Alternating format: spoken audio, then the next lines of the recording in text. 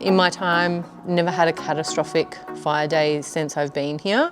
And so for me, that was just like, you know, that's a whole new level. So prior to the Friday, we did some sort of short, sharp bits of information around people preparing, and whether that was preparing to leave or preparing to stay. And then after that, it turned into a bit of a sort of what's happening with this fire locally, both on the day and in the sort of week after. Video seems to be the preferred medium of the day, which in some ways makes it a lot quicker. You can just record a quick video of someone talking and you're done. Whereas if you're creating posts, you've more got to create a graphic and maybe some text, and it takes a little bit more time. So I have a background in training, and I used to work for V-Line, and particularly with training, you want people to remember bits of information. And when you're training conductors and station staff, which is a space that I was in, there's a lot of information they need to learn. And sort of, I always bring that with me, like what is the key point?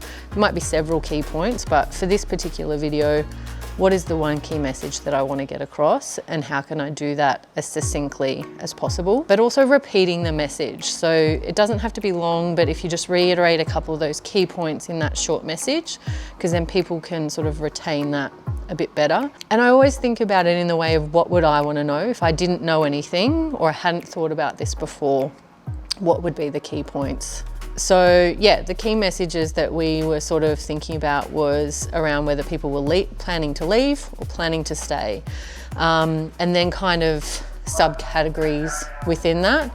So for example, if you were planning to stay, talking about whether you were actually physically able, whether you were prepared, whether you had access to water, and the potential dangers of staying. And the likes of if you were leaving, you know, leaving early, what you might consider taking with you in a grab bag, what information you could potentially leave behind for the CFA in the event that they ended up at your property.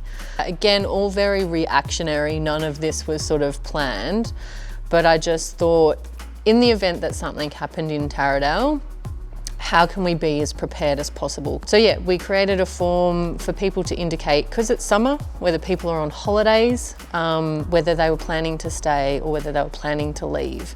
Definitely give kudos to those people that made the decision to leave, because that was the right decision on the day. And I'm not sure what day it was, it all became a bit of a blur in the end.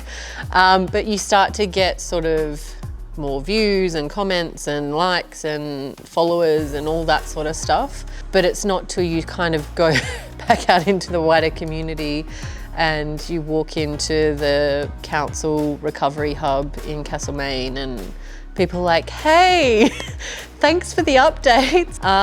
So yeah, there has been a little bit of a moment of, yeah, just people that I don't know just being like, wow, thank you so much for what you did. And yeah, in this instance, I just went, what can I do? I'm not on the truck this time.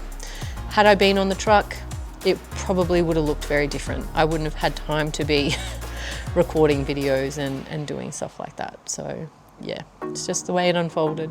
I think it's know your community and know how to communicate with them, because the way that I communicate may not be what your community needs.